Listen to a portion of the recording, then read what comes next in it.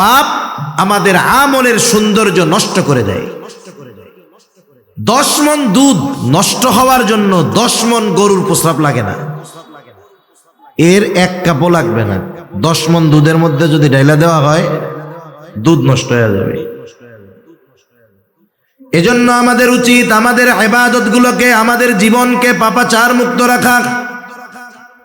রাসূল আকরাম সাল্লাল্লাহু আলাইহি ওয়াসাল্লাম সেই জন্য জানিয়ে দিলেন, উদ্দেশ্য আবু হুরায়রাকে কইরা বলতেছে ঠিক, কিন্তু শিক্ষা গোটা উম্মতের জন্য, যে তোমরা নিষিদ্ধ বিষয় থেকে বাঁচো, সবচাইতে বড় আবেদ হয়ে যাইতে পারবা।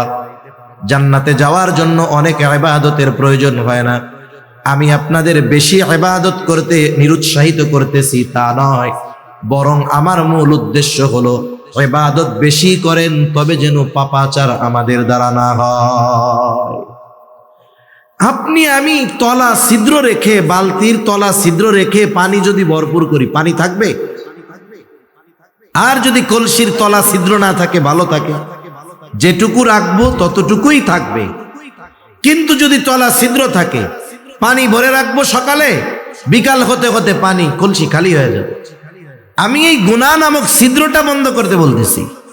যদি আমরা এটারে বন্ধ করতে পারি, যতটুকু করব ততটুকু থাকবে, ঠিক কিনা বলেন? মুসনাদে আহমদে একটা হাদিস আসছে, একবার না একাধিকবার। রাসূল আকরাম সাল্লাল্লাহু আলাইহি ওয়াসাল্লাম একদিন ফজরের নামাজের পূর্ব মুহূর্তে হঠাৎ করে তিনি বলতেছেন, এখন যেই ব্যক্তি দরজা দিয়ে ঢুকবে সে জান্নাতি। বর্ণনাটা আব্দুল্লাহ ইবনে আমর ইবনুল আস রাদিয়াল্লাহু তাআলা আনহু থেকে আসছে। এইবার এই কথা বলার পরে সবার নজর দরজার দিকে, কোন আল্লাহর বান্দা দরজা দিয়ে ঢুকে। দেখলো এক ব্যক্তি দরজা দিয়ে ঢুকছে, এখনো অজুর পানি তার দাড়ি বেয়ে বেয়ে পড়তেছে। আর এক বর্ণনার দ্বারা মোটামুটি বোঝা যায় যে ওই ব্যক্তি ছিলেন হযরত সাদ রাদিয়াল্লাহু তাআলা। প্রথম দিন অতিবাহিত হলো, পরে আরেকদিন নবীজি পরের দিন বলে, এখন যেই ব্যক্তি দরজা দিয়ে ঢুকবে সে জান্নাতি। ফজরের পূর্বে সবার নজর দরজার দিকে, কে সেই সৌভাগ্যবান ব্যক্তি যে এখন দরজা দিয়ে ঢুকবে। তাকায় দেখে বিগত দিন যে ব্যক্তি ঢুকছে যেই অবস্থায়, আজকেও সে সেই অবস্থায় ঢুকছে। পরবর্তী দিন আবার একই সময় নবীজি বলেন, এখন যেই ব্যক্তি দরজা দিয়ে ঢুকবে সে জান্নাতি। সবার নজর দরজার দিক, কে সৌভাগ্যবান ব্যক্তি। তাকায় দেখলো বিগত 2 দিন যেই ব্যক্তি যেই অবস্থায় প্রবেশ করেছে, আজকেও ওই ব্যক্তি একই অবস্থায় দরজা দিয়ে প্রবেশ করতেছে। এক ব্যক্তির ব্যাপারে নবীজি পরপর 3 দিন জান্নাতের সংবাদ দিছেন। সেই বেটা যে জান্নাতি, এই খবর নবী মুখ দিয়া বলার আগে আরশে আজিমের মালিকের সিগন্যাল ছিল কি ছিল না? তার মানে সে জান্নাতি, কোনো সন্দেহ নেই। আমি আপনাদের খেদমতে পবিত্র কোরআনুল কারীম থেকে 2 জায়গা থেকে তিলাওয়াত করেছি ও রাসূল আকরাম সাল্লাল্লাহু আলাইহি ওয়াসাল্লামের 2টা হাদিস আপনাদের খেদমতে পাঠ করেছি। আল্লাহ তাআলার কাছে তৌফিক চাই, আল্লাহ তাআলা অল্প সময়ের মধ্যে কিছু কথা বলার তৌফিক দান করেন, যে কথাগুলো আমাদের সবার দুনিয়া এবং আখিরাতের জন্য কল্যাণকর হয়। সকলে বলি আমিন। এই যে দ্বীনি মাহফিলগুলোর মাধ্যমে আমরা শুধু আমাদের একটা আনুষ্ঠানিকতাকে সম্পন্ন করি, বা যারা আয়োজন করে তারাও এই উদ্দেশ্যে করেন না। আমরা এই মাহফিলগুলোর মাধ্যমে যেমন আত্মিক উন্নতি আশা করি, অনুরূপভাবে আমলের উন্নতি আশা করি, অনুরূপভাবে সামাজিকভাবে আমরা যেন দিন পালনে আরো অগ্রসর হতে পারি, এই ব্যাপারটাও আমরা আশা করি, ঠিক কিনা বলেন?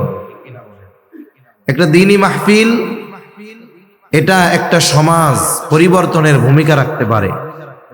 এটা শুধু ব্যক্তি পরিবর্তনের ভূমিকা রাখে না, এটা সমাজ পরিবর্তনের ভূমিকা রাখতে পারে। এজন্য দ্বীনি মাহফিলগুলোতে বিভিন্ন ধরনের আলোচনা হয়। মানুষের ব্যক্তি জীবনের আলোচনা হয়, ঈমান আকীদার আলোচনা হয়, আমলের আলোচনা হয়, সামাজিক বিষয় নিয়ে আলোচনা হয়, এবং জাতির কল্যাণের কথা চিন্তা করে ইসলামী রাজনীতির আলোচনাও এই মজলিসগুলো থেকে করার দরকার হয়, ঠিক কিনা বলেন? তো সম্মানিত উপস্থিতি, আমি যে আয়াতদ্বয় আপনাদের খেদমতে তিলাওয়াত করেছি, আল্লাহ সুবহানাহু ওয়া তাআলা এই আয়াত দুইটার মধ্যে আমাদেরকে আল্লাহ তাআলাকে যথাযথভাবে ভয় করার এবং মুসলমান হওয়ার জন্য নির্দেশ দিয়েছেন। যেমন আল্লাহ তাআলা এক আয়াতে বলেন, ইয়া আইয়ুহাল্লাযীনা আমানুত্তাকুল্লাহা হাক্কা তুকাতিহি ওয়া লা তামুতুন্না ইল্লা ওয়া আনতুম মুসলিমুন। আল্লাহ তাআলা বলেন, হে ঈমানদারেরা, তোমরা আল্লাহকে যথাযথভাবে ভয় করো। ওয়ালা তামুতুন্না ইল্লা ওয়া আনতুম মুসলিমুন, আর তোমরা মুসলমান না হয়ে মৃত্যুবরণ করো না। মুসলমান না হয়ে মৃত্যুবরণ করো না, এই আদেশ আল্লাহ তাআলা দিয়েছেন কাদের? বলে ঈমানদারদের। আমরা সবাই ঈমানদার না?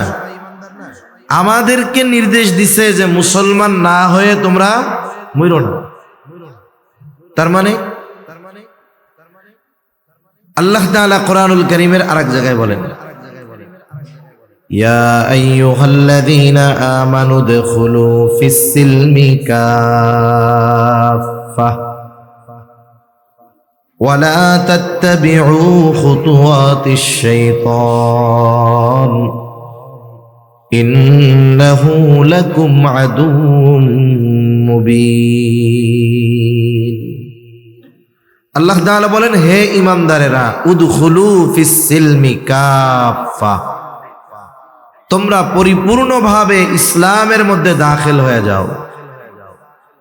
সাথে সাথে আল্লাহ তাআলা বললেন, ওয়ালা তাত্তাবিউ খুতুওয়াতিশ শাইতান, তোমরা শয়তানের পদাঙ্ক অনুসরণ করো না, সে তোমাদের কিন্তু প্রকাশ্য দুশমন। কয়েকটা কথা বুজুর্গানে দ্বীনের কথা নকল কইরাই বলি। তাহলে আল্লাহ তাআলা ঈমানদারদেরকে পরিপূর্ণ ইসলাম মানতে বলেছেন। তার মানে ইসলাম শুধু নামাজ, রোজা, হজ, যাকাত এতটুকুর মধ্যে সীমাবদ্ধ নয়। ইসলাম গোটা জীবনের প্রতিটা শ্বাসে প্রশ্বাসে, পদক্ষেপে পদক্ষেপে প্রয়োজন। ঠিক কিনা বলেন? ইসলাম হলো আল্লাহ তাআলার পক্ষ থেকে এমন এক মনোনীত দ্বীন, এমন এক মনোনীত জীবন ব্যবস্থা, এই গোটা হায়াতের এমন কিছু বাদ নাই যে ওই ব্যাপারে ইসলাম আমাদের নির্দেশনা দেয় নাই। যদি কেউ বলে ওই জায়গায় ইসলাম নাই, তাহলে সে ভুলের মধ্যে আছে। কেউ যদি বলে ইসলামে রাজনীতি নাই, ভুলের মধ্যে আছে। কেউ যদি বলে ইসলামে অর্থনীতি নাই, ভুলের মধ্যে আছে। পৌরনীতি নাই, সমাজনীতি নাই, কেউ যদি এই ধরনের কথা বলে, নিঃসন্দেহে সে বড় ভুলের মধ্যে আছে। ঠিক কিনা বলে? জাগতিক কাজগুলো কোন পদ্ধতিতে করতে হবে সেটাও ইসলামে আছে। আরে রাতে কেমনে ঘুমোতে হবে ইসলামে আছে না নাই? নবীজি বলছে, রাতে ঘুমানোর সময় বাতি বন্ধ করে ঘুমাবা। রাত্রে ঘুমানোর সময় লাইট বন্ধ করে বা বাতি বন্ধ করে ঘুমানোর কথা ইসলামে আছে। যখন কেউ ঘুমোতে যাবে, বিছানা ঝাড়ু দিয়ে ঘুমানোর কথা ইসলামে আছে না নাই? নবী বলতেছেন, লুঙ্গি দিয়া হইলেও বিছানাটা ঝাড়া দিয়া ঘুমাবা। এখন বলেন, যেই ইসলাম আমাকে লাইট বন্ধ করে ঘুমানোর কথা বলে, যেই ইসলাম আমাকে বিছানা ঝাড়ু দিয়ে ঘুমানোর কথা বলে, যেই ইসলাম আমার জরুরত সারার পদ্ধতি আমাকে বলে দেয়, সেই ইসলামে এই দুনিয়ার কোন জিনিস থাকবে না? ঠিক কিনা বলেন? একদিন এক মজলিসে সব কথা আলোচনা করা সম্ভব নয়, আর এতটা সময়ও আমাদের হাতে থাকে না বা নাই, অথবা বলাও সম্ভব নয়। অল্প কিছু কথা, কয়েকটা কথা বলার লক্ষ্যে আয়াত দুইটার সাথে দুইটা হাদিস পাঠ করেছি। এক নম্বর বিষয়, তাকওয়ার ব্যাপারে ঈমানদারকে আল্লাহ তাআলা তাকওয়া অর্জন করতে বলেছে, খোদা ভীরুতা অর্জন করতে বলেছে। বুজুর্গানে দ্বীনের ভাষায় তাকওয়া হলো আল্লাহ তাআলার নিষিদ্ধ বিষয় থেকে বেঁচে থাকা, আর যেগুলো আদেশ করেছে এগুলো করা। যে করবে সেই মুত্তাকি। ঈমান আনার মাধ্যমে একটা মানুষ তাকওয়ার প্রথম দরজায় প্রবেশ করে। কারণ যার ঈমান নাই তার হারাম থেকে বাইসে থাইকা কোনো লাভ নাই। যে বেঈমান সে যদি নামাজ পড়ে তার কোনো লাভ আছে? জোরে বলেন, লাভ আছে? যে বেঈমান সে যদি সুদ না খায় হালালি খায় কোনো লাভ আছে? হয়তো জাগতিক কিছু লাভ হতে পারে, কিন্তু মূল পরলৌকিক কোনো লাভ তার নাই। এজন্য গুনাহমুক্ত জিন্দেগি ঈমান আনার পরে যদি গঠন করা যায়, মানে পরিপূর্ণ তাকওয়া যদি ঈমান আনার পরে অর্জন করা যায়, তাহলে ওই ব্যক্তির দুনিয়ারও লাভ আখিরাতেরও লাভ। সুবহানাল্লাহ। তাকওয়ার আরেক অর্থ ভয় করা, বিরত থাকা। তার মানে আল্লাহ তাআলার ভয়ে পাপাচার অনাচার থেকে বিরত থাকা, এটাই তাকওয়া। এতটুকু মনে রাখলে যথেষ্ট। রাসূল আকরাম সাল্লাল্লাহু আলাইহি ওয়াসাল্লাম তাকওয়ার ব্যাপারে সাহাবা একরামকে উদ্বুদ্ধ করেছেন। নবী যখন কোনো খুতবা দিতেন, সাহাবা একরামের সামনে যখন বয়ান করতেন, জুমার দিন যখন খুতবা দিতেন, প্রত্যেক খুতবার শুরুতে আল্লাহ রাসূল সাল্লাল্লাহু আলাইহি ওয়াসাল্লাম তাকওয়ার কথা বলতেন ইয়া আইয়ুহাল্লাযীনা আমানুত্তাকুল্লাহ হাক্কা তুকাতিহি ওয়া লা তামুতুন্না ইল্লা ওয়া আনতুম মুসলিমুন। ইয়া আইয়ুহাল্লাযীনা আমানুত্তাকুল্লাহ ওয়াল তানজুর নাফসুম মা কদ্দামাত লিগাদিন ওয়াত্তাকুল্লাহ।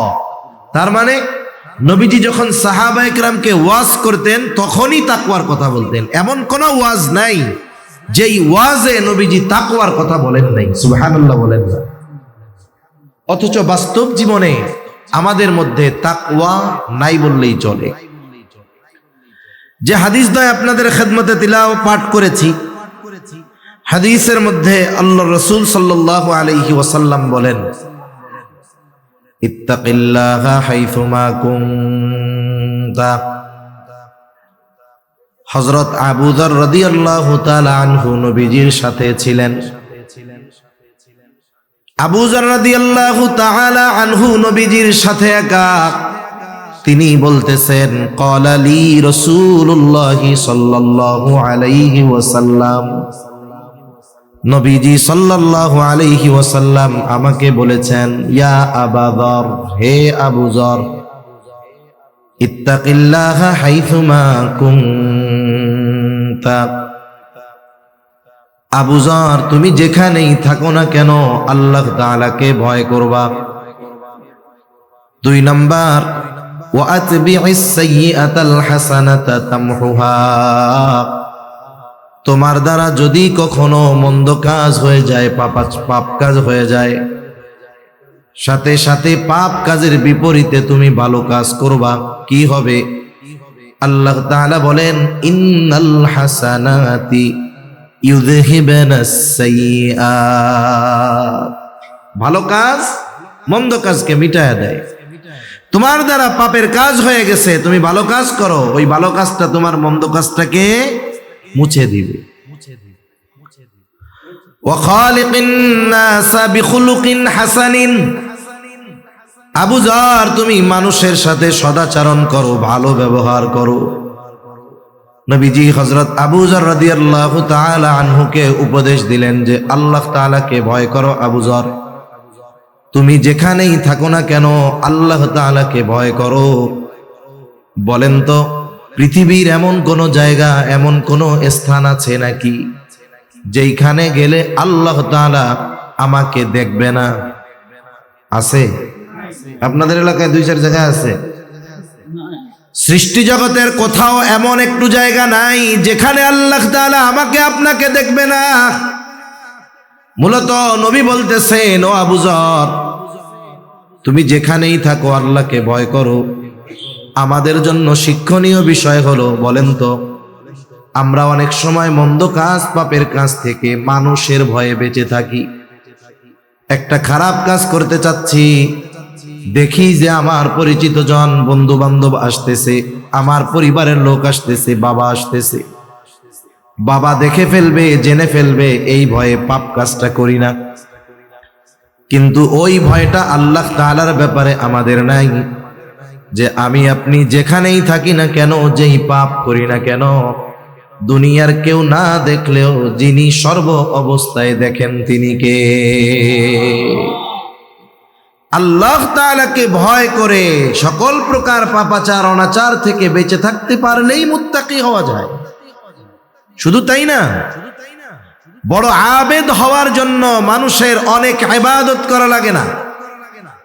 আমরা তো মনে করি ইবাদত করলে আবেদ, আর নবী বলেন না, গুনাহ থেকে বাঁচলে সে বড় আবেদ। আল্লাহর নিষিদ্ধ বিষয়সমূহ থেকে বাঁচলে সে বড় আবেদ। নিষিদ্ধ বিষয় থেকে বাঁচলে যেমন মুত্তাকি, নিষিদ্ধ বিষয় থেকে বাঁচলে তেমন ওইটাই প্রকৃত আবেদ হয়ে যায়। হযরত আবু হুরায়রা রাদিয়াল্লাহু তাআলা আনহু থেকে প্রসিদ্ধ হাদিস, রাসূল আকরাম সাল্লাল্লাহু আলাইহি ওয়াসাল্লাম নবীজির সামনে সাহাবায়ে কেরাম বসা, নবীজি হঠাৎ করে বলতেছেন, মাইয়াখুযু আন্নি হাউলাইল কালিমাত ফায়ামালু বিহিন্না আও ইউআল্লিমু মান ইয়ামালু বিহিন। নবীজি বলতেছেন, কে আসো আমার থেকে এই কালিমা, এই কথাগুলোকে শুনবা, গ্রহণ করবা। শর্ত হলো কি, যে সে এই কথাগুলোর উপরে আমল করবে এবং অন্য কেউ যদি আমল করতে চায় কথাগুলো তাকে শিখায়া দিবে। আবু হুরায়রা রাদিয়াল্লাহু তাআলা আনহু নবীজির কাছে ঈমান এনেছেন অনেক পরে, কিন্তু নবীজির কাছে থাকছেন বেশি। ঈমান আনার পর নবীজির কাছ থেকে খুব বেশি সময় তিনি আলাদা থাকেন নাই, যার কারণে অল্প কয়েক বছর নবীজির সংস্পর্শে থাকার পরেও সবচাইতে বেশি হাদিস বর্ণনাকারী তিনি হয়ে গেছে। উনি তো রেডি থাকতেন নবী কোন সময় কি কথা বলে। কেউ কিছু বলার আগে উনি লাফায়া উঠছে, উনি বলেন, কুলতু আনা ইয়া রাসূলুল্লাহ, আমি আছি আল্লাহর রাসূল। এবার তিনি বলেন, ফাখাযা বিয়াদি ফাআদ্দা খামসান। নবীজি এইবার আমার হাতটা চেপে ধরলেন এবং গুনে গুনে 5টা উপদেশ দিলেন। কয়টা উপদেশ? জোরে বলেন না কয়টা?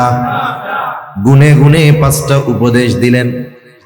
অনেক সময় দেখবেন আপনি আর আপনার বন্ধু পাশাপাশি পথ চলতেছেন, বন্ধুও সামনে তাকানো, আপনিও সামনে তাকানো, আপনার নজরে অথবা আপনার চিন্তায় গুরুত্বপূর্ণ একটা কথা আসছে অথবা গুরুত্বপূর্ণ একটা বিষয় আপনি দেখছেন।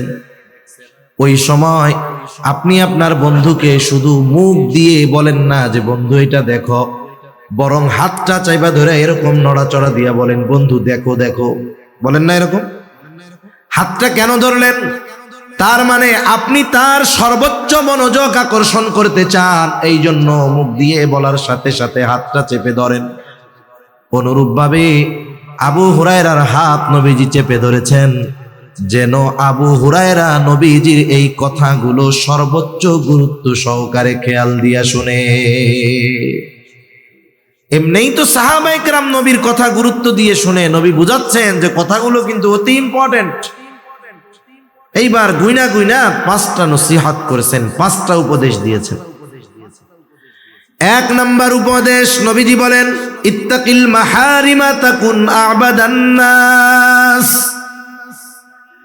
কে চায় না এই পৃথিবীতে ইমানদার সবচাইতে বেশি, সবচাইতে বড় আবেদ হতে? কে না চায়? আমরা তো মনে করি যেই ব্যক্তি শুধু 5 ওয়াক্ত ফরজ সালাত, ফরজ নামাজ নয়, সাথে সাথে তাহাজ্জুদ, আওয়াবিন, ইশরাক সহ অন্যান্য সব নফল ইবাদত করে, আমরা বলি লোকটা বড় আবেদ। কিন্তু নবীজি আবু হুরায়রা রাদিয়াল্লাহু তাআলা আনহুকে বলেন, আবু হুরায়রা তুমি নিষিদ্ধ বিষয়গুলো ছেড়ে দাও, আল্লাহ তাআলা যেইগুলো মানা করেছেন সেইগুলো থেকে বিরত থাকো, ওই ব্যাপারগুলো থেকে বেঁচে থাকো, তাহলে কি হবে? বলে তাকুন আবাদান নাস, তুমি মানুষের মধ্যে সবচাইতে বড় আবেদ হয়ে যাবা।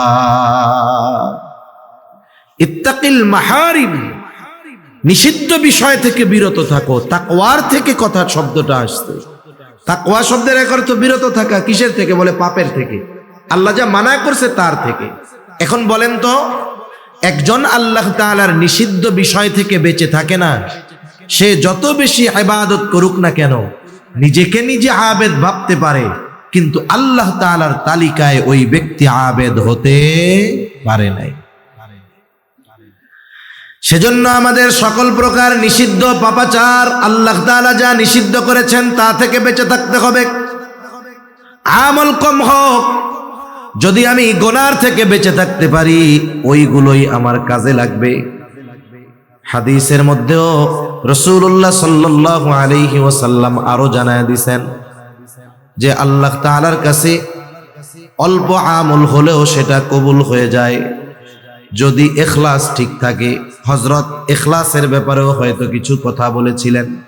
নবীজিও বলেন, আখলিস দীনাকা ইয়াকফিকাল আমালুল কলিল, তোমার নিয়ত খাঁটি করো, অল্প আমল নাজাতের জন্য যথেষ্ট হয়ে যাবে।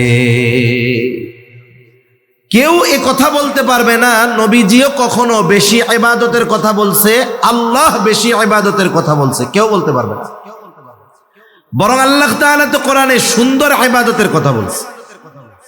আল্লাহ তাআলা বলেন, আল্লাযী খালাকাল মাউতা ওয়াল হায়াতা লিয়াবলুয়াকুম আইয়ুকুম আহসানু আমালা।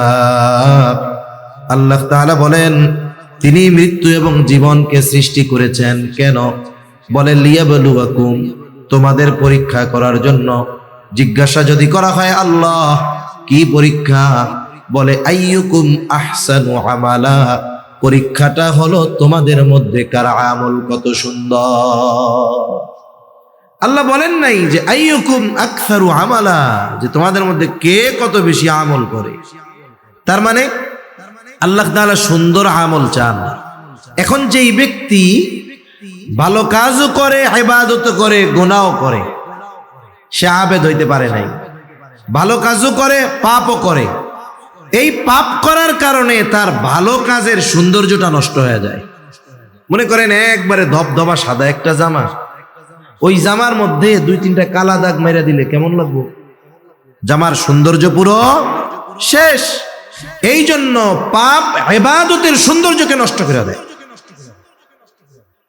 এজন্য সকল প্রকার নিষিদ্ধ বিষয় থেকে বেঁচে থাকার দরকার।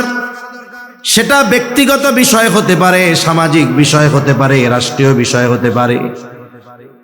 আসলে অনেক সময় হারাম কাজগুলোকে আমরা আনন্দের উপলক্ষ বানায় নেই, ঠিক কিনা বলেন? হারাম কাজকে আনন্দের উপলক্ষ বানিয়ে নেয়। তার মানে যারা হারাম কর্মগুলোকে আনন্দ উদযাপনের উপলক্ষ বানিয়ে নিয়েছে, তার মানে ওই হারাম কাজের অঘোষিত বৈধতা তারা প্রদান করেছে।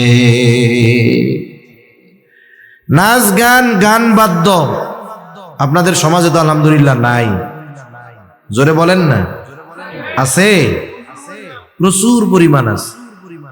এখন তো অনেক জায়গায় সাধারণ ছোটখাটো অনুষ্ঠানেও অর্ধ উলঙ্গ নারী আর শিল্পী এনে না গাওয়াইলে না নাচাইলে ভালো লাগে না। আছে না নাই বলেন? আছে, অভাব নাই। বিবাহ অনুষ্ঠানে নাচ গান, ডেক সেট বাজানো, বেপরদা কর্মকাণ্ড, এগুলো সমাজের মানুষ এখন কোনো পাপই মনে করে না, সাধারণ কাজ মনে করে। যেই মাইকে ওয়াজ হচ্ছে ওই মাইকেই দেখা যাবে পরের দিন গান বাজতেছে। যেই শ্রোতা এখানে ওয়াজ শুনছে দেখা যাবে আগামীকাল রাত জেগে কোথাও তারা গানের অনুষ্ঠানেও আছে। জোরে বলেন। দেখা যাবে অনেক জায়গায় যেই আয়োজকেরা তাফসীর মাহফিলের আয়োজন করছে, দেখা যাবে ওই আল্লাহর বান্দারাই পহেলা বৈশাখে আবার গানের আয়োজন করে বসে আছে। আছে না নাই? মনে রাখতে হবে এগুলো ভালো কাজ না। একেবারে সব ধরনের পাপ থেকে আমাদের বেঁচে থাকা দরকার। পাপ আমাদের আমলের সৌন্দর্য নষ্ট করে দেয়। 10 মণ দুধ নষ্ট হওয়ার জন্য 10 মণ গরুর প্রস্রাব লাগে না, এর 1 কাপও লাগবে না। 10 মণ দুধের মধ্যে যদি ঢাইলা দেওয়া হয় দুধ নষ্ট হয়ে যাবে। এজন্য আমাদের উচিত আমাদের ইবাদতগুলোকে, আমাদের জীবনকে পাপাচার মুক্ত রাখা। রাসূল আকরাম সাল্লাল্লাহু আলাইহি ওয়াসাল্লাম সেই জন্য জানিয়ে দিলেন। উদ্দেশ্য আবু হুরায়রাকে কইরা বলতেছে ঠিক, কিন্তু শিক্ষা গোটা উম্মতের জন্য, যে তোমরা নিষিদ্ধ বিষয় থেকে বাঁচো, সবচাইতে বড় আবেদ হয়ে যাইতে পারবা। জান্নাতে যাওয়ার জন্য অনেক ইবাদতের প্রয়োজন হয় না।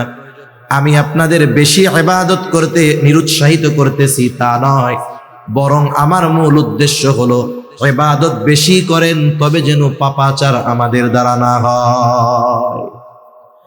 আপনি আমি তলা ছিদ্র রেখে, বালতির তলা ছিদ্র রেখে পানি যদি ভরপুর করি, পানি থাকবে? আর যদি কলসির তলা ছিদ্র না থাকে, ভালো থাকে, যেটুকু রাখবো ততটুকুই থাকবে। কিন্তু যদি তলা ছিদ্র থাকে, পানি ভরে রাখবো সকালে, বিকাল হতে হতে পানি কলসি খালি হয়ে যাবে। আমি এই গুনাহ নামক ছিদ্রটা বন্ধ করতে বলতেছি। যদি আমরা এটারে বন্ধ করতে পারি, যতটুকু করব ততটুকু থাকবে, ঠিক কিনা বলেন? মুসনাদে আহমদে একটা হাদিস আসছে, একবার না একাধিকবার। রাসূল আকরাম সাল্লাল্লাহু আলাইহি ওয়াসাল্লাম একদিন ফজরের নামাজের পূর্ব মুহূর্তে হঠাৎ করে তিনি বলতেছেন, এখন যেই ব্যক্তি দরজা দিয়ে ঢুকবে সে জান্নাতি। বর্ণনাটা আব্দুল্লাহ ইবনে আমর ইবনুল আস রাদিয়াল্লাহু তাআলা আনহু থেকে আসছে। এইবার এই কথা বলার পরে সবার নজর দরজার দিকে। কোন আল্লাহর বান্দা দরজা দিয়ে ঢুকে? দেখলো এক ব্যক্তি দরজা দিয়ে ঢুকছে, এখনো অজুর পানি তার দাড়ি বেয়ে বেয়ে পড়তেছে। আর এক বর্ণনার দ্বারা মোটামুটি বোঝা যায় যে ওই ব্যক্তি ছিলেন হযরত সাদ রাদিয়াল্লাহু তাআলা। প্রথম দিন অতিবাহিত হলো, পরে আরেকদিন নবীজি পরের দিন বলে, এখন যেই ব্যক্তি দরজা দিয়ে ঢুকবে সে জান্নাতি। ফজরের পূর্বে সবার নজর দরজার দিকে। কে সেই সৌভাগ্যবান ব্যক্তি যে এখন দরজা দিয়ে ঢুকবে? তাকায় দেখে বিগত দিন যে ব্যক্তি ঢুকছে যেই অবস্থায়, আজকেও সে সেই অবস্থায় ঢুকছে। পরবর্তী দিন আবার একই সময় নবীজি বলেন, এখন যেই ব্যক্তি দরজা দিয়ে ঢুকবে সে জান্নাতি। সবার নজর দরজার দিক। কে সৌভাগ্যবান ব্যক্তি? তাকায় দেখলো বিগত 2 দিন যেই ব্যক্তি যেই অবস্থায় প্রবেশ করেছে, আজকেও ওই ব্যক্তি একই অবস্থায় দরজা দিয়ে প্রবেশ করতেছে। এক ব্যক্তির ব্যাপারে নবীজি পরপর 3 দিন জান্নাতের সংবাদ দিছেন। সেই বেটা যে জান্নাতি, এই খবর নবী মুখ দিয়া বলার আগে আরশে আজিমের মালিকের সিগন্যাল ছিল কি ছিল না? তার মানে সে জান্নাতি, কোনো সন্দেহ নেই। হাদিস বর্ণনাকারী বলেন, পরপর 3 দিন এই ঘোষণা তার ব্যাপারে। আমি চিন্তা করলাম কি এমন স্পেশাল আমল ওই ব্যক্তি করে যার জন্য নবীজি তার ব্যাপারে এমন ঘোষণা দিলেন। এইবার উনি গিয়া হযরত সাদ রাদিয়াল্লাহু তাআলা আনহুকে বলে, ভাই আমি 3টা দিন 3টা রাত তোমার বাড়িতে মেহমান হতে চাই, রাতের মেহমান, দিনের বেলা থাকবো না। এশার নামাজের পরে তোমার বাড়িতে অতিবাহিত করব ফজর পর্যন্ত, খাবারও ব্যবস্থা করা লাগবে না, থাকো, অসুবিধা নাই। এইবার পরের দিন এশার নামাজের পরে 2 জন চলে গেছে। আমাদের গ্রাম অঞ্চলে এক সময় ছিল প্রত্যেক বাড়িতে ভেতরের ঘরের সাথে সাথে একটা ঘর থাকতো, কাছারি ঘর কইতো আর কি। আপনাদের কি বলে জানি না, কাছারি ঘর, কাছারি না? মেহমান টেহমান আসলে ভেতর বাড়িতে আর যাওয়া লাগতো না, ওই কাছারি ঘরের পাশেই বাথরুম, মেহমান আসবে চলে যাবে। আগের মানুষ সহজ সরল ছিল, তারা এত স্টাইলিস্ট বোরকা পরতো না, কিন্তু অরিজিনাল পর্দা নিশিন তারা ছিল, ঠিক কিনা বলেন? ভেতরে ঢুকতে পারতো না, ওই কাছারি ঘরে থাকতে দিছে, থাকেন আপনি ঘুমান।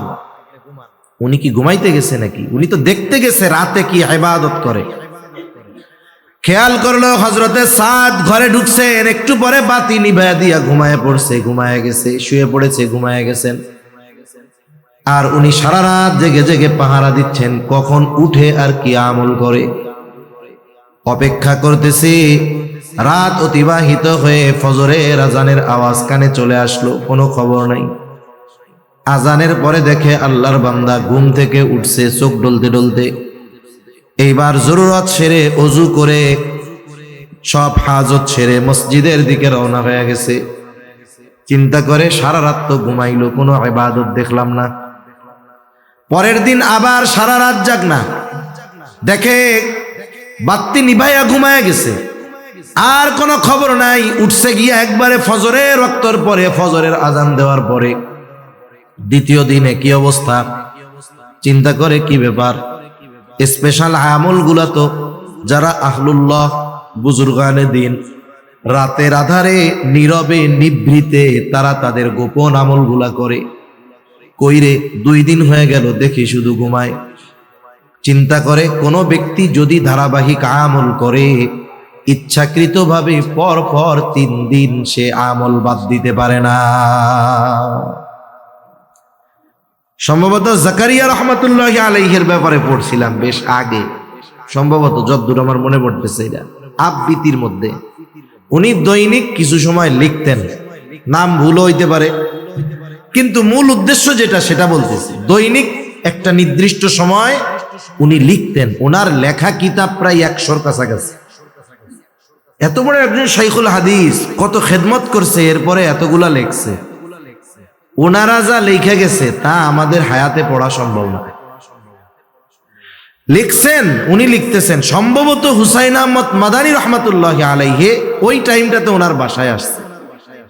এখন লেখার সময় অন্যান্য সবার ক্ষেত্রে উনি একরকম ছিলেন, আব্দুল কাদের রায়পুরী রহমাতুল্লাহি আলাইহি আর হুসাইন আহমদ মাদানী রহমাতুল্লাহি আলাইহির ব্যাপারে ওনার নিজাম আর একরকম ছিল। যত কাজ থাক, ব্যস্ততা থাক, এই 2 আল্লাহর বান্দা আসলে উনি ওনার সবকিছু বাদ দিয়ে ওনাদের খেদমতে যাইতেন।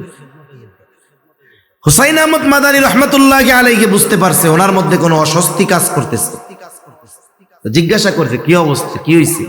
তখন উনি বলছেন যে দৈনিক এই সময় আমি কিছু লেখি, এখন এই সময়টা পার হচ্ছে, আমার লেখা হইতেছে না, আমার মধ্যে অস্থিরতা কাজ করতেছে।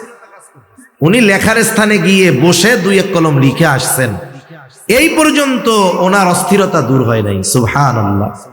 তাহলে যেই ব্যক্তি ধারাবাহিক আমল করে পর পর 3 দিন তার আমল বাদ যাবে, এটা তো হইতে পারে না। তাইলে মনে হয় তৃতীয় রাত্রে আমার কাঙ্ক্ষিত যেই উদ্দেশ্য সেটা সফল হবে।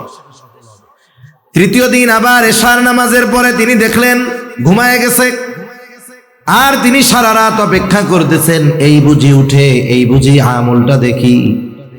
সারা রাত পার হয়ে গেল, ফজরের আজানের পরে ঘুম থেকে উঠলেন। 3 দিন দেখলেন এশার নামাজের পরে ঘুমায়, ফজরের আজান দিলে ঘুম থেকে উঠে, স্পেশাল কোনো আমল পাইলাম না।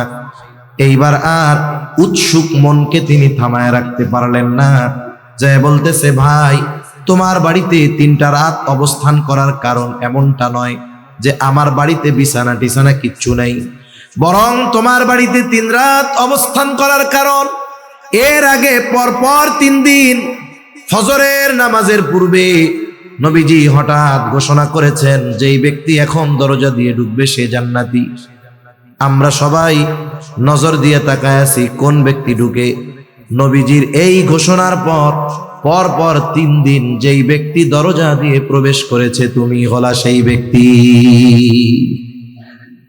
নবী তোমার ব্যাপারে বলেছে তুমি জান্নাতি, কোনো সন্দেহ নাই। কি দেখতে আইছিলাম কি আমল করো রাত জায়গা, তা কিছুই তো দেখলাম না। এইবার হযরত সাদ রাদিয়াল্লাহু তাআলা আনহু বলেন, নবীজি যদি আমার ব্যাপারে এমন ঘোষণা দিয়ে থাকেন তো আলহামদুলিল্লাহ, তবে তুমি যেই আশায় রাত্র যাপন করেছো এমন কোনো কিছু আমার নাই। তবে একটা জিনিস, আমি তো অন্যান্য যেগুলো করণীয় সেগুলো অবশ্যই করি, বর্জনীয় বিষয়গুলো থেকে বেঁচে থাকি। অতিরিক্ত একটা কাজ আমি রাতে বিছানায় যাওয়ার আগে করি, তা হলো আমাকে যারা কষ্ট দিয়েছে আমি সকল আল্লাহর বান্দাকে রাতের বেলা ক্ষমা করে এরপরে বিছানায় যাই। এখন বলেন, আমাদের দেশে যদি কেউ তাহাজ্জুদ না পড়ে তারে আমরা আল্লাহর ওলি বলতে রাজি নাই। আমি তাহাজ্জুদ পড়ার ব্যাপারে নিরুৎসাহিত করতেছি না, মূল উদ্দেশ্য কি? গুনাহ থেকে বাঁচা। তাহাজ্জুদ না পড়লে আমরা তারে আবেদ বলতে রাজি নাই। কারামত না দেখলে আল্লাহর ওলি বলতে রাজি নাই। ওই যে এক ঘটনা আছে না, এক খাদেম থাকছে এক আল্লাহর ওলির খেদমতে 1 যুগ পার হয়ে গেছে, এখন বাড়িতে যাইব। এখন যাওয়ার সময়ও ওর মনের মধ্যে এই বিশ্বাস আসে নাই যে এই ব্যক্তি আল্লাহর ওলি। কেন? সে প্রশ্ন করতেছে, হুজুর আপনি কেমন আল্লাহর ওলি বুঝলাম না, 12 বছর থাকলাম, একটা কারামতিও আপনি দেখাইতে পারলেন না, আপনি কেমন আল্লাহর ওলি? হ্যাঁ, এবার আল্লাহর বান্দা বলে, বেটা বিগত 40 বছর আমার কোনো সুন্নাত ছুটে নাই, এর চাইতে বড় কারামত আর কি হইতে পারে? বিগত 40 বছর আমার দ্বারা গুনাহ সংগঠিত করার নাই আল্লাহ, এর চাইতে বড় কারামত আর কি হইতে পারে? তার মানে আমাদের ক্ষেত্রে কারামত বা আল্লাহর ওলির সংজ্ঞা, আমাদের ক্ষেত্রে আবেদের সংজ্ঞা, এগুলো আমাদের মন মতো। ইসলামী শরীয়তের পরিভাষায় প্রকৃত আবেদ আর আল্লাহর ওলি যারা, তাদেরকে আমরা মানতে রাজি নাই। আল্লাহর ওলি কি হবে? ঘোড়ার পিঠে উঠতে হবে, সাপড়ে চাবুক বানাইতে হবে, নইলে এটা কি আল্লাহর ওলি হইতে পারে? যায় নামাজের উপর দিয়ে আকাশে উড়ে বেড়াইতে হবে, নইলে কি আল্লাহর ওলি হইতে পারে? এই চিন্তাধারা আমাদের বাদ দিতে হবে। তো এক কথা থেকে আর এক দিকে চলে যাচ্ছি। তাহলে মূল বিষয় হলো, নবীজি বললেন নিষিদ্ধ বিষয় থেকে বাঁচো। তার মানে আল্লাহ যা নিষেধ করেছে সেটা থেকে বাঁচো, করণীয় বিষয়টা করলেই তুমি প্রকৃত আবেদ হয়ে যেতে পারবা। সুবহানাল্লাহ। যেহেতু হাদিসটা পাঠ করেছি, নবীজির কথাগুলো বইলা দেই। 2 নাম্বার, নবীজি বলেন ইত্তাকিল মাহারিমা তাকুন আ'বাদান নাস ওয়া আরদা বিমা কসামাল্লাহু লাকা তাকুন আগনান নাস। আমরা সবাই ধনী হওয়ার প্রতিযোগিতার মধ্যে আছি। প্রাচুর্যতা আমাদের কেমন ভাবে পেয়ে বসেছে। কে কার চাইতে বড় বাড়ি বানাবে, কে কার চাইতে বড় সুন্দর বানাবে, কে কার চাইতে বড় সুন্দর বাড়ি বানাবে, কে কার চাইতে বড় দামি গাড়ি কিনবে। এই প্রাচুর্যের মোহ আমাদেরকে এমন ভাবে পেয়ে বসেছে, যার অনেক গাড়ি বাড়ি তাকে আমরা আসল ধনী মনে করি। এই বাংলাদেশে সবচাইতে বড় ধনী যারা, শত শত ইন্ডাস্ট্রির মালিক যারা, আপনি তাদের কাছে গিয়ে জিজ্ঞাসা করেন যে বসুন্ধরা গ্রুপের মালিক আপনার কি খবর, যমুনা গ্রুপের মালিক আপনার কি খবর, এস আলম গ্রুপের মালিক আপনি কি খবর, দেখবেন এই দেশের সবচাইতে বড় ঋণ খেলাপি হলো এরা। পত্রিকায় আসছে দেশের সব টাকা তো এস আলমেই নিয়ে গেছে গা। তাইলে যে এত ঋণ, সে কোনোদিন ধনী হইতে পারে? কথা বুঝেন নাই মনে হয়। যে ঋণ, ধনী হইতে পারে না। আসল ধনীকে, যে তার চাহিদার দরজাকে বন্ধ করে দিতে পারছে, আসল ধনী হইল এটা। এই জন্য নবীজি সাল্লাল্লাহু আলাইহি ওয়াসাল্লাম বলেন ওয়া আরদা বিমা কসামাল্লাহু লাক। আল্লাহ তাআলা তোমার জন্য যা নির্ধারিত করেছেন, যতটুকু তোমার জন্য নির্ধারিত করেছেন, অতটুকুর উপরেই তুমি সন্তুষ্ট থাকো। কি হবে? নবীজি বলেন তাকুন আগনান নাস, মানুষের মধ্যে সবচাইতে বড় ধনী হয়ে যাবা। আর প্রকৃতপক্ষে ধনীর সংজ্ঞা হলো যে স্বল্পে তুষ্টতা অর্জন করতে পারে। আল্লাহ যা দিছে আলহামদুলিল্লাহ, এইটা হলো আসল ধনী। আর যার কাছে জিজ্ঞাসা করার পরে কেমন আছো, দেখবেন চাহিদার ডালপালা মেলে ধরছে। এই সমস্যা, পারিবারিক সমস্যা, গাড়ি নাই, বাড়ি নাই, খাওয়ার নাই, পোলাপান ভালো নাই, এই নাই সেই নাই, ঋণ আছি, এই সেই, অসুবিধার একবারে বিশাল এক লিস্ট। ওই বেটা যদি কোটি টাকার মালিক হয়, ও আসলে ধনী হইতে পারে নাই। এজন্য আমরা আল্লাহ তাআলার কাছে স্বল্প তুষ্টতা কামনা করব। আরেকটা বিষয় হলো, মানুষের নজর যদি উপরের দিকে থাকে, সে কোনোদিন মনের দিক দিয়ে ধনী হতে পারে না। আর নবীজি বলেন আল গিনা গিনান নাফস, অন্তরের ধনী হলো আসল ধনী। যার অন্তর তুষ্ট স্বল্পে, এই বেটাই হলো প্রকৃত ধনী। মনে করেন আপনার 2 তলা সুন্দর একটা বাড়ি আছে। এখন আপনার 2 তলা সুন্দর বাড়ির পাশে 20 তলা একটা বিল্ডিং হয়েছে। প্রথমে খালি আপনার 2 তলাটা ছিল, আশেপাশে বিল্ডিং নাই। আপনার কত ভাল লাগতো যে এলাকার সবচাইতে সুন্দর উঁচু বাড়িটা আমার, পাশে যখন 20 তলা একটা বাড়ি হবে, এখন কেমন লাগবে? 20 তলা বাড়ির ছাদ থেকে 2 তলাকে লাগবে পাবলিক টয়লেটের মতো। এখন আপনি যদি আপনার 2 তলার ছাদের উপর থেকে 20 তলার দিকে তাকান, মাথার টুপি উল্টে উড়ে যাবে, এরকম মনে আর শান্তি নাই। এজন্য উচিত হলো আমরা যেই অবস্থানে আছি, এই অবস্থানে আল্লাহর শুকরিয়া আদায় করে নিচের দিকে তাকানো। উপরের দিকে যখন তাকাবো, তখন চাহিদার পাহাড় আমার দিকে চলে আসবে। আপনি ওইটা বাদ দিয়ে নিচের দিকে যদি তাকান, 2 তলা বাড়ির মালিক, যে আমার তো 2 তলা একটা বিল্ডিং আছে, কিন্তু আমার প্রতিবেশীর টিনেরও ঘর নাই, সে পলি দিয়ে কেমন করে বাঁশ দিয়ে কত কষ্ট করে আছে, তার শীতেও কষ্ট গরমেও কষ্ট।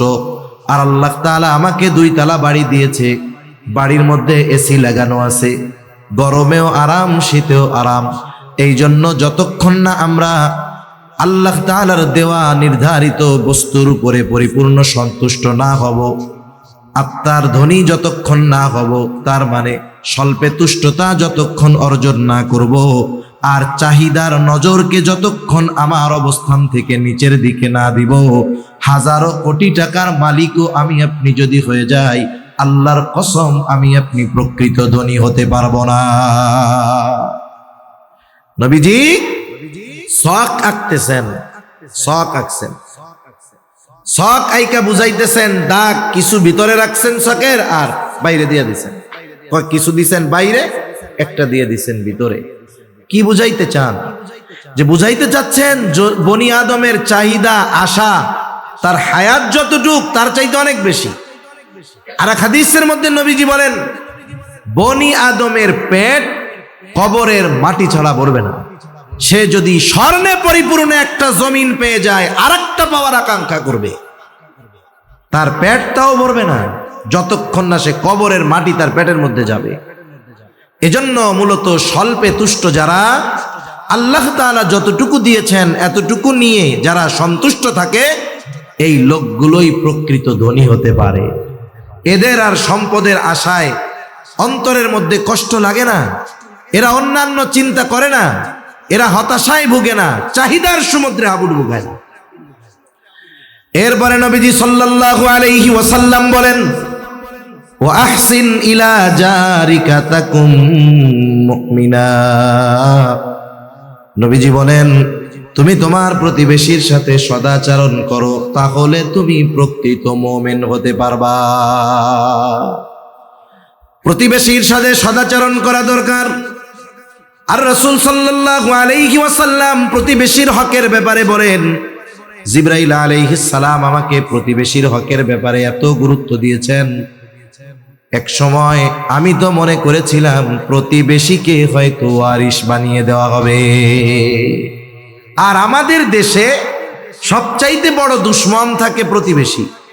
কেউ যদি একটু প্রভাব প্রতিপত্তিশালী হয়, আত্মীয় স্বজন যদি ক্ষমতাধর থাকে, বড় নেতা থাকে, তাহলে এই ক্ষমতাধর আত্মীয় স্বজনের পরিচয়কে ব্যবহার করে প্রতিবেশীর উপরে জুলুম করে। আছে না নাই?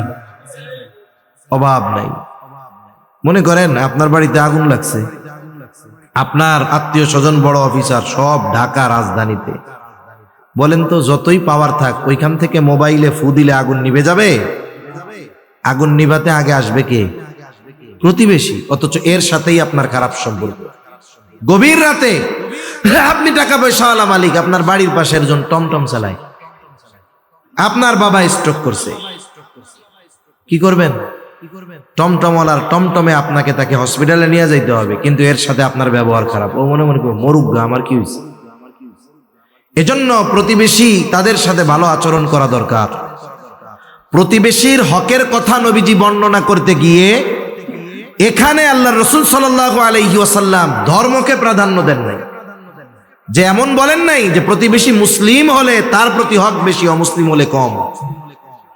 আয়েশা সিদ্দিকা রাদিয়াল্লাহু তাআলা আনহা নবীজিকে জিজ্ঞাসা করতেছে, আমার প্রতিবেশী একজন মুসলিম আর একজন অমুসলিম, ইয়া রাসূলুল্লাহ, এই দুইজনের মধ্যে প্রতিবেশী হিসাবে আমার কাছে বেশি হক প্রাপ্য কে?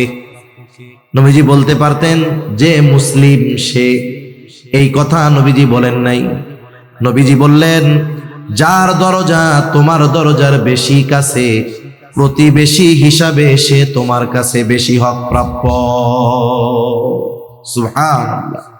তাহলে একজন প্রতিবেশী যদি অমুসলিমও হয়, সে যদি আমার বেশি কাছে হয় একজন মুমিনের চাইতে, প্রতিবেশী হিসাবে অমুসলিম হোক, প্রতিবেশী হিসাবে সে আমার কাছে বেশি হক প্রাপ্য।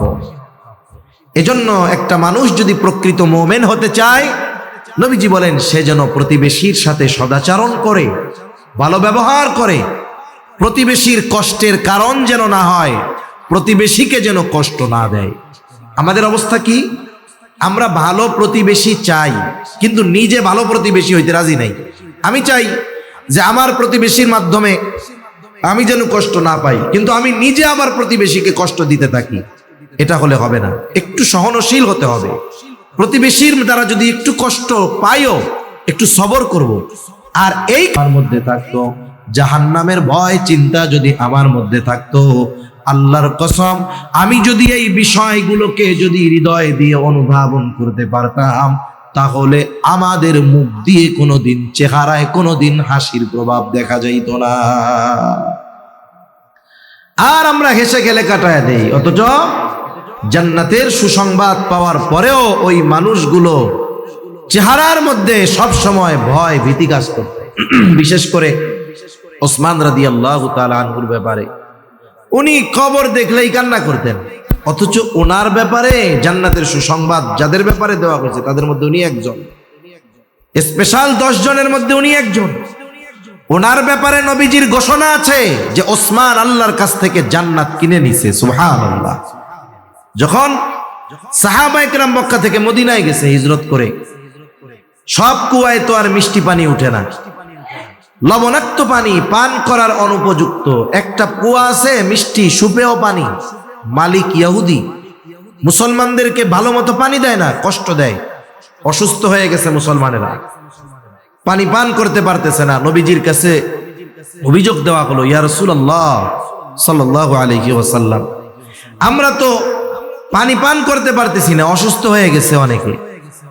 নবীজি ঘোষণা করলেন, তোমাদের মধ্যে কে আছো ইহুদির কাছ থেকে এই কূপটা ক্রয় করে মুসলমানদের পানির সমস্যা দূর করে দিবা। সবাই তো ফজিলত হাসিল করতে চায়। এইবার ইহুদির কানেও এই খবর গেছে যে নবীজি এই ঘোষণা দিছে। ইহুদিও চিন্তা করছে, ভালোই ব্যবসার একটা লাইন। এই ঘোষণা যখন দিয়েছে, যে ইহুদির কাছে কূপ কেনার জন্য যায়, ইহুদি কূপের চাইতে বহুগুণ বেশি দাম হাঁকায় বসে থাকে, কেউ কিনতে পারতেছে না। যেমন নাকি করোনা যখন শুরু হয় নাই, করোনার আগে মাস্ক শব্দটা 2-4 জন মানুষ চিনত শতকরা। করোনার সময় যখন ওয়াজ, বারবার খালি হাত ধুবেন, সাবান দিয়া ধুবেন, স্যানিটাইজার দিয়া ধুবেন, একেবারে 5 মিটার দূরে দূরে দাঁড়াবেন, আর নাকের মধ্যে মাস্ক পরবেন। এই মাস্কের কথা যখন উঠছে, ফার্মেসির মধ্যে 3 বছর মাস্কের বক্স পড়ে আছে, ইঁদুরে কোনাও কাইটা দিছে, কেউ কেনে না। কিন্তু দেখা গেল আটানা কইরা কেনা মাস্ক গুলো এক একটা 40-50 টাকাও বিক্রয় করছে। তার মানে জিনিসের যখন চাহিদা হয় আর যদি ওইটা কম থাকে, ওইটার দাম বেড়ে যায়। আবার নবী বলছে, সাহাবায়ে কেরাম যাইতেছে আরো খালি দাম বাড়াইছে, কেউ কিনতে পারে না, ওইরকম টাকা কারো কাছে নাই। ওসমান রাদিয়াল্লাহু তাআলা আনহু আসছেন, ওনার কাছে খবর গেছে যে নবীজি এই কথা বলছে। উনি ইহুদির কাছে চলে গেছেন। ইহুদির কাছে গিয়া বলে, কত চাও তুমি কূপের দাম বলো। ইহুদি মূল দামের চাইতে বহু গুণ বাড়ায়া কূপের দাম চেয়েছে। ওসমান তো গনি, আল্লাহ তাআলা সম্পদ দিয়েছে অনেক। ইহুদির কথার পরে আর কোনো কথা নয়, যেই পরিমাণ অর্থ চেয়েছে সেই পরিমাণ অর্থ পরিশোধ করে কূপটা নিজে কিনে নিয়েছে। সাথে সাথে কূপ ব্যবহার করার জন্য উন্মুক্ত করে দিল। নবীজির কাছে খবর গেছে, ইয়া রাসূলুল্লাহ, মুসলমানদের পানির কষ্ট দূর হয়ে গেছে। কেমনে? বলে, আপনার জামাতা উসমান এত দাম দিয়া ইহুদির কাছ থেকে কূপ ক্রয় করে মুসলমান সহ মানুষের জন্য উন্মুক্ত করে দিয়েছে। নবীজি তখন বলতেছে, শোনো, উসমান ইহুদির কাছ থেকে কূপ কিনে নাই, বরং উসমান আল্লাহ তাআলার কাছ থেকে জান্নাত কিনে নিয়েছে। এই ধরনের মানুষগুলাও কবরের কথা চিন্তা করে কান্না করতেন, কিন্তু আমাদের অবস্থা কি? আমাদের কান্নার খবর নেই। এজন্য হাসতে হাসতে আমাদের দিল শেষ। আবার হাসির বিষয় যদি আসে, হাসতেও তো হবে সুন্নাত তরিকায়। হ হ করে অট্ট হাসি হাসা যাবে না। তাবাসসুমান, নবীজি হাসতেন, মুচকি হাসি, এটা নবীজির সুন্নাত। তাহলে এই হাদিস থেকে শিখলাম কি? পাপ ছাড়বো, তাইলে আবেদ হওয়া যাবে। যা আছে তাতে সন্তুষ্ট থাকলে ধনী হওয়া যাবে। প্রতিবেশীর সদাচরণের মাধ্যমে প্রকৃত মুমিন হওয়া যাবে। নিজের পছন্দ যদি অন্যের জন্য পছন্দ করি তাহলে প্রকৃত মুসলমান হওয়া যাবে। আর যদি হাসি কমিয়ে কান্না বাড়াতে পারি মৃত কলব জিন্দা হয়ে যাবে। এবার আসেন শেষ কথার দিকে যাই। আরেকটা হাদিস বলতেছিলাম, নবীজি বলেন ইত্তাকিল্লাহা হাইসুমা কুনতা, ও আবু যর তুমি যেখানেই থাকো না কেন তুমি আল্লাহ তাআলাকে ভয় করবা। 2 নাম্বার ওয়া আতবিউস সাইয়্যাতাল হাসানাতা তামহুহা, তোমার দ্বারা যদি কখনো মন্দ কাজ হয়ে যায়, অন্যায় কাজ হয়ে যায়, ভালো কাজ করবা, কারণ ভালো কাজ মন্দ কাজকে মিটায়া দেয়। এখন মন্দ কাজ যেমন ভালো কাজটা তেমন হতে হবে, মন্দ কাজ যেমন ভালো কাজটাও তেমন হতে হবে। যেমন একজনে করছে কবিরা গুনাহ, এখন কবিরা গুনাহ করলে কি করতে হবে? তার তাওবা করতে হবে, নাহলে তো কবিরা গুনাহ মাফ হবে না।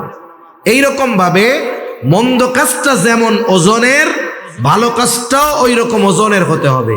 মনে করেন এর মধ্যে ছিল মদ, এই পর্যন্ত মদ, আপনি মদ ফালায় দিছেন, খালি বোতল, এই পর্যন্ত যদি পুনরায় ভালো জিনিস দিয়ে পূর্ণ করতে চান, তাইলে দুধ যদি দিতে চান এই পরিমাণ দুধ দিতে হবে, ঠিক না? তার মানে মন্দ জিনিসটাও যেই পরিমাণের, ভালো জিনিসটাও ওই পরিমাণ হতে হবে, নাইলে ওই যে ফাঁকা জায়গাটা ওটা পূর্ণ হবে না। এজন্য পাপ যেমন, পাপের বিপরীতে ভালো কাজ। শেষ। এরপরে নবীজি বলেন আবু হুরায়রা ওয়া খালিকিন নাস বিখুলুকিন হাসানিন, হে আবু যর মানুষের সাথে সদাচরণ করবা, ভালো ব্যবহার করবা, কারণ মানুষের সাথে ভালো ব্যবহার, ভালো আচরণ করা এটা উত্তম চরিত্রের পরিচায়ক। আর যেই ব্যক্তি সদাচরণে অভ্যস্ত হয় তথা সৎ চরিত্রের অধিকারী হয়, সৎ চরিত্রের ওজন হবে মিজানে সবচাইতে বেশি। নবীজি সাল্লাল্লাহু আলাইহি ওয়াসাল্লাম বলেন মিজানের মধ্যে আমাদের আমলকে ওজন দেওয়া হবে। নবীজিকে প্রশ্ন করা হয়েছে, ইয়া রাসূলুল্লাহ মিজানের মধ্যে সবচাইতে ওজন হবে কোন আমল? নবীজি নামাজের কথা বলেন নাই, রোজা